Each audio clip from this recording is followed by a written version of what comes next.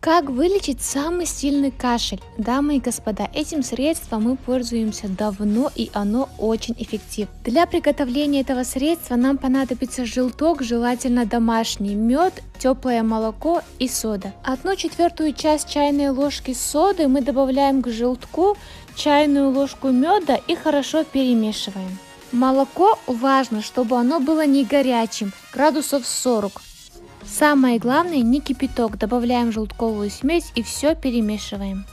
Наше чудо-средство от кашля готово. Выпиваем молоко на ночь в течение 5 дней. Даже самый сильный кашель пройдет.